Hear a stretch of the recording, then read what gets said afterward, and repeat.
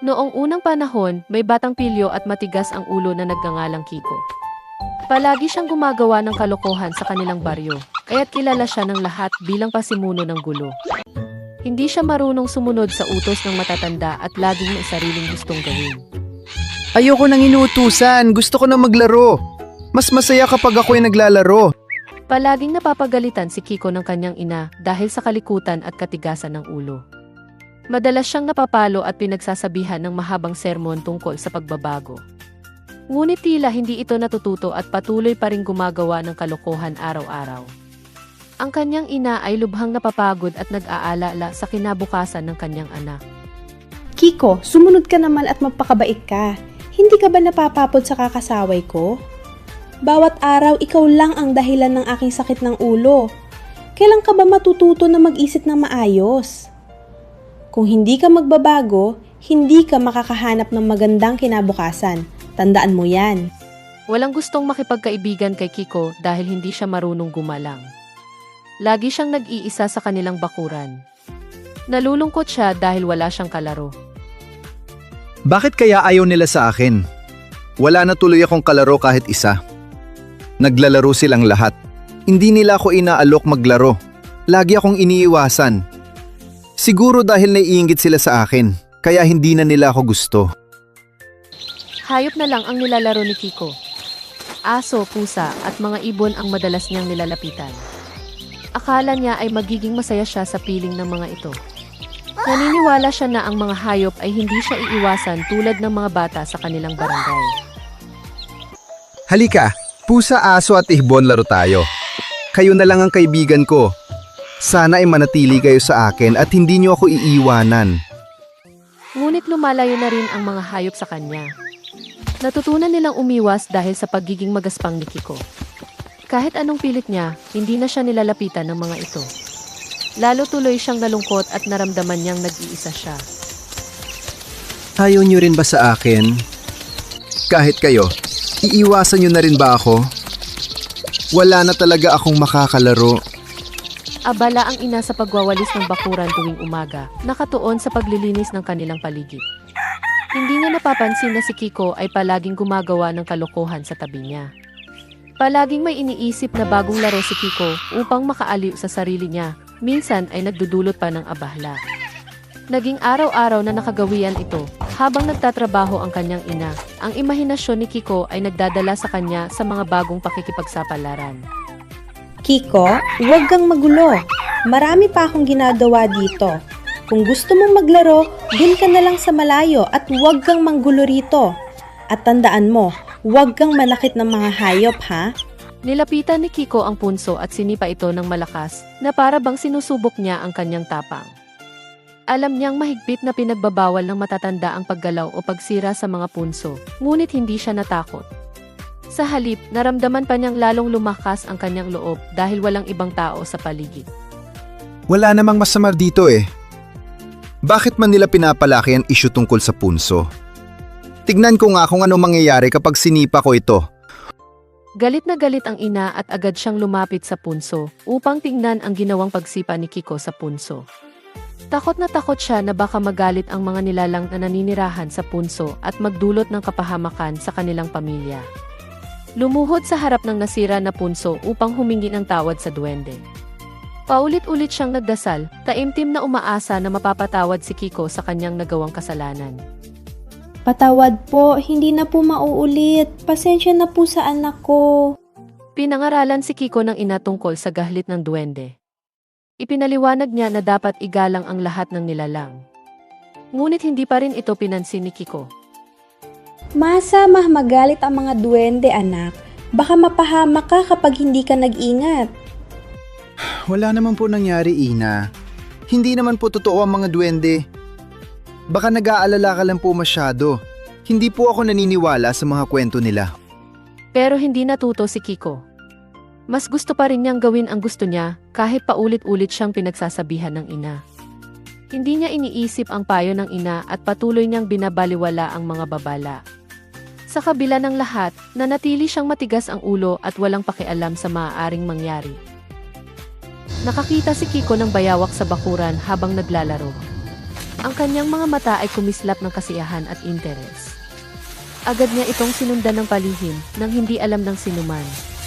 Nais niyang malaman kung saan ito pupunta at ano ang kanyang mga ginagawa.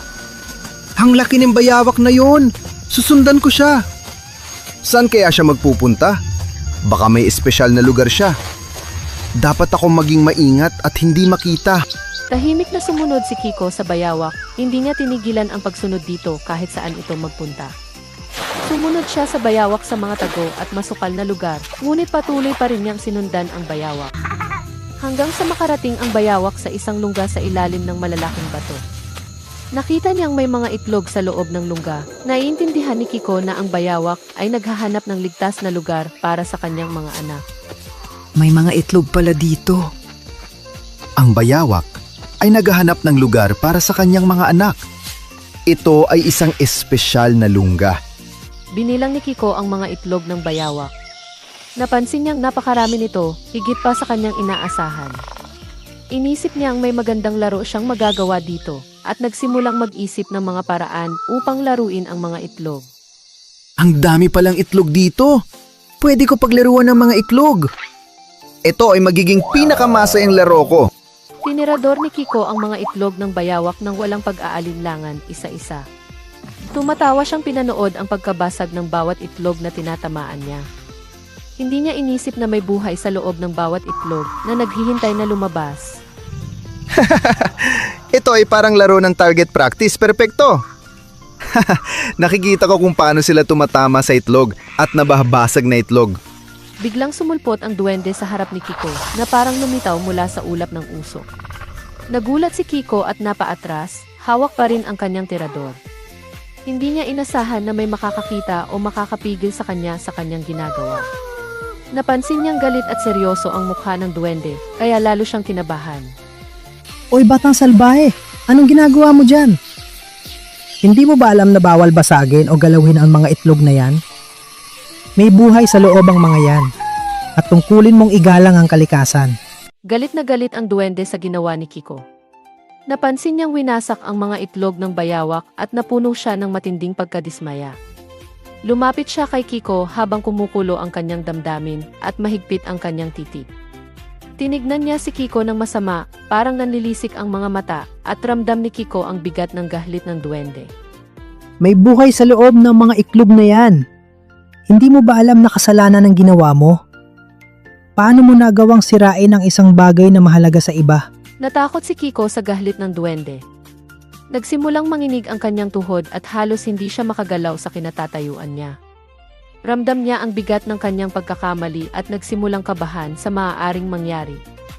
Alam niyang mali ang kanyang ginawa at nagsisi siya agad sa kanyang aksyon. Pasensya na po, hindi na po mauulit. Nangangako po ako na hindi ko na po ulitin ang aking pagkakamali. Hindi pinatawad ng duwende si Kiko kahit nagmakaawa siya. Ipinakita ng duwende ang bigat ng kanyang kasalanan sa pamamagitan ng mahigpit na titig at malamig na tinig. Naramdaman ni Kiko ang matinding takot at pagsisisi habang unti-unting lumalapit ang duwende sa kanya. Alam niyang hindi na siya makakatakas sa kanyang kaparusahan at nagsimulang manginig ang kanyang mga tuhod. Ikaw ay aking parurusahan. Hindi sapat ang sorry kung paulit-ulit ang iyong mali. Dapat mong pagbayaran ng lahat ng iyong ginawa, Kiko. Ang bawat kasalanan ay may kapalit.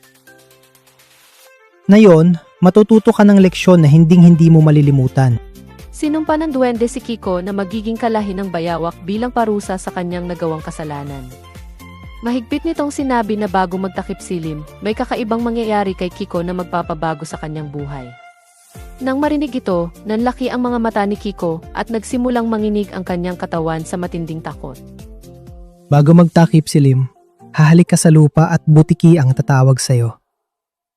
Ito ang kabayaran na iyong ginawa. Tumakbo si Kiko pa uwi ng mabilis, ang kanyang mga paa ay mabilis na sumasagwan sa lupa. Nanginginig siya sa takot at kaba, hindi niya kayang kontrolin ang kanyang katawan habang nag-iisip ng sinabing sumpa ng duwende. Umiiyak siyang sumigaw para sa tulong ng ina. Ang kanyang boses ay puno ng desperasyon at pag-asa na makahanap siya ng solusyon. Ang bawat hakbang ay mas mabilis kaysa sa nakaraan. Ang kanyang puso ay tumitibok ng mabilis habang papalapit siya sa kanilang tahanan. Ina, tulungan mo ako! May nangyaring masama sa akin! Umiiyak siyang umakyat ng hagdan habang hinahanap ang ina. Ang bawat hakbang ay mabigat at puno ng pangamba.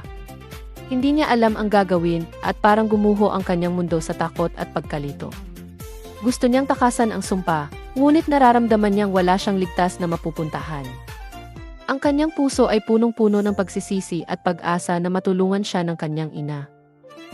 Ayoko po maging butiki. Patawarin mo po ako.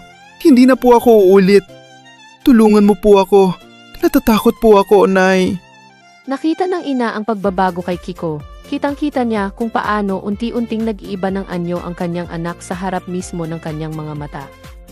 Habang tumatagal, lalo pang nagiging kakaiba at hindi na makilala ang itsura ni Kiko na para bang may mahiwagang puwersang bumabalot sa kanya. Hindi makapaniwala ang ina sa nangyayari, nanginginig siya sa takot at pag-aalala habang pinagmamasdan ang hindi maipaliwanag na pagbabago kay Kiko. Anak, anong nangyayari sa'yo? Bakit ka nagbabago ng anyo? Kiko, anak, magsalita ka. Ano ang nangyayari sa'yo? Nay, tulungan mo po ako. Ayoko po maging butiki, Inay. Tulungan niyo po ako. Huwag niyo po akong pabayaan.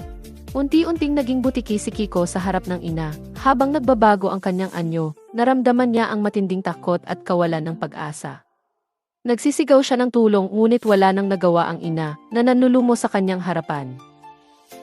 Unti-unting lumiit si Kiko hanggang sa tuluyan siyang naging isang maliit na butiki, mabilis na gumapang sa pader ng kanilang bahay papunta sa kisame. Ang kanyang mga kamay at paa, na dati isanay sa pagyakap sa kanyang ina, ay naging maliliit na kuko ng butiki na mahigpit na kumakapit sa pader. Tahimik lamang siyang pinanood ng kanyang ina, puno ng lungkot at panghihinayang na hindi magawang abutin o hawakan ang anak habang ito'y tuluyang naglaho sa kisame. Sa patuloy na pag-ikot ni Kiko bilang butiki, unti-unti siyang napalahyo sa tahanan na minsan niyang tinawag na kanya. Ginulantang ang ina sa nangyari, sumusunod ang kanyang tingin sa bawat hakbang ni Kiko hanggang sa mawala ito sa bakuran. Hindi niya matanggap ang katotohanan ng sinapit ng kanyang anak. Umiiyak siyang hinahanap ang anak sa paligid, umaasang makikita pa niya ito. Labis ang kanyang kalungkutan at pagsisisi. Sa bawat hikbi, damah ang bigat ng pagkawala ni Kiko at ang sakit ng walang hanggang pagkakamali. Patawarin mo ako, anak. Hindi ko alam kung paano ko haharapin ang buhay na wala ka. Mahal na mahal kita, anak. Patawad sa lahat ng aking pagkukulang. Tinawag na lang nilang butiki si Kiko mula noon. Tuwing makikita ang butiki, naaalala ng ina ang anak. Tinanggap niyang hindi na muling babalik si Kiko. Butiki, andyan ka pa ba? Sana naririnig mo pa rin ako. Napansin ng ina na ang butiki ay laging humahalik sa lupa tuwing dapit-hapon. Iniisip niya kung bakit ganun ang ginagawa ng butiki. Naging palaisipan ito sa kanya. Bakit kaya ganun ang butiki? Parang may hinahanap siya sa lupa. Naalala ng ina ang babala ng duwende at ang mga pagkakamali ni Kiko. Napagtanto niyang mahalaga ang pagsunod at paggalang. Naging aral ito sa kanya. Sana'y naging masunurin si Kiko. Hindi na sana siya naging butiki. Nalulungkot ang ina tuwing makikita ang butiki sa kanilang bahay. Lagi niyang pinapaalalahanan ang sarili na ang pagsuway ay may kapalit.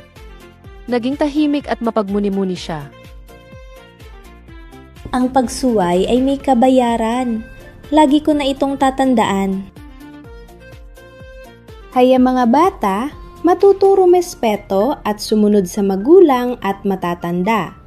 Ang kwento ng butiki ay paalala ng kabayaran ng pagsuway. Maging mabait at magpakumbaba lagi. Salamat sa pakikinig sa kwento ni Lola today. Kung nagustuhan ninyo ang alamat ng butiki, don't forget to like this video. Subscribe to the channel. At panoorin pa ang iba pang kwento ni Lola. See you again sa susunod na story time.